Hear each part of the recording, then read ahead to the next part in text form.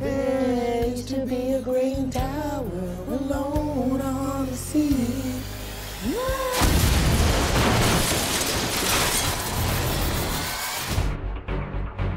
So the world, it's, you know, it's modern times, and but it's taking place where there's been tectonic shifts in radioactivity, and mutations are happening with people, and it's kind of elevating people's natural things. So if you're really a good person, you're usually not affected, but maybe if someone's like on the spectrum of a sociopath or has evil instincts, this radiation can elevate that and kind of exacerbate your true person, maybe.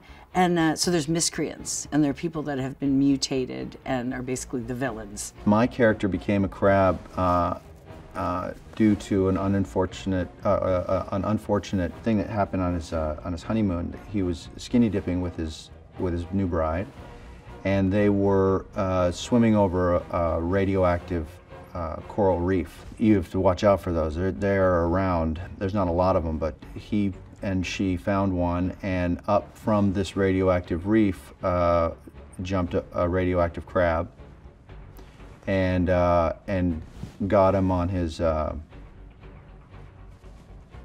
so I play a character named the King. That's his title. That's what he wants to be called. Not King, but the King. And he is a very, very wealthy shipping magnate. And he has a superpower that's unbeknownst to people until it's revealed. And because of his wealth, he is able to gather together what are called the miscreants, who are kind of the bad guys in the movie who have superpowers. They're using them for malevolent purposes, and he sort of gathers them together, or as he puts it, unionizes them. And he's power hungry, and he wants to become the mayor and eventually become the president of the United States. Crab, we got a situation here. Handle it, Kenny. G'day, mate.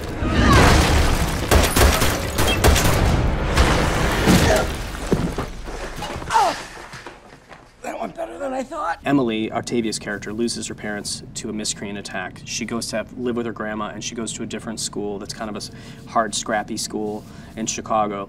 And she meets Lydia there, who's kind of a loner, and Lydia starts sticking up for her and basically beating the crap out of people who mess with her, and this sort of unlikely friendship is born. They wind up, you know, 30 years later, Lydia accidentally steals one of the powers that Emily was going to give herself, because now Emily is a billionaire and she's learned how to give herself or others superpowers. So Lydia accidentally stumbles into one of the superpowers, and so an unlikely superhero duo is born. I was supposed to get both powers, super strength and invisibility, but everything happens for a reason, I think. I think the person who was supposed to get the super strength got the super strength, but please don't tell her I said that, because, you know, then it becomes a thing and I don't get to be mad about it. Getting to be bionically strong is pretty fun, because you just start to think of, you're like, well, if I accidentally punch someone, like, it's not gonna just hurt them, they're gonna go across the room. Or if I like go to do a handle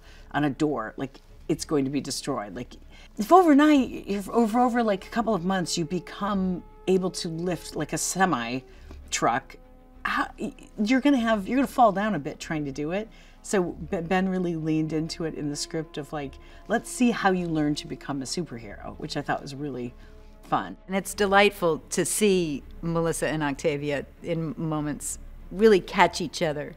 And these women have known each other for a long time, the actresses.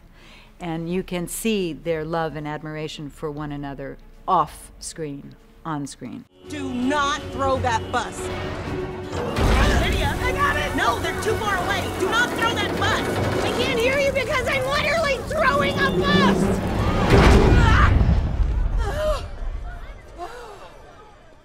Melissa wants to do too many stunts, and I always have to tell her, you're not doing that one, and she's finally getting, you know, because we have the most amazing stunt teams, and so sometimes I'm like, Melissa, you really want to jump into that thing? And I got Lucy, and she's a parkour champion, and she's standing right here, and it's on her back, and Melissa will finally be like, okay.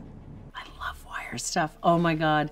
Anytime I can be in a harness and like flipping around, it's like, you truly can defy, like I can't do any of that, but I'm like, yeah, put me on a wire and, you know, have me flip around or spin. The spinning was, I hadn't done that kind of spinning before. I've done flips and stuff, or jumps and, you know, stunts, but that was really a different thing to do. And a couple of times I was like, the first time I tried the really quick spin, I landed and I just, as my feet touched, I went, whew, and I was so dizzy that I didn't even know I was falling, and I was just about to hit the ground, and like a lovely guy caught me, and I was like, I didn't even know I was falling. It was really fun to work with the stunt team. You know, I love to watch the visuals, and you know, they create the scene already with the stunt people, and they show how the superpower, how the laser is going to be thrown in which direction and what would look cool, and you know, and so there's a discussion and there's like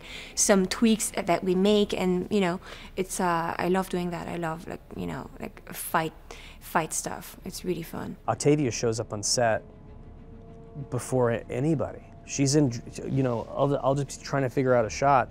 And she's like, hey, Ben, how you doing? And I'm like, she's in her super suit. She's camera ready. And I'm like, the cameras aren't even up yet. What do you? And she's like, no, I just like to feel the space. And I'm like, so I end up talking to her for a while. And I do all these, you know, first and second team rehearsals at the same time because, you know, there she is and she wants to do it. When they were sizing me, you know, for it, I literally, you know, remembering jumping around playing with my little nephews because they like playing superheroes, and you do your own sound effects, and everybody knows martial arts. Basically, it's a dream that you get to actually live out, and they did an amazing job with these costumes. Em, stop! You're cooking them from the inside out! Oh, man. Please don't film this, sir. It's a mistake! I wanted them to look just really, really to fit seamlessly into the world of superheroes. So my fear, if you start to go into super bright costumes, is you'll start to feel like, we're the funny ones. You know, like, my suit's the color of a tomato.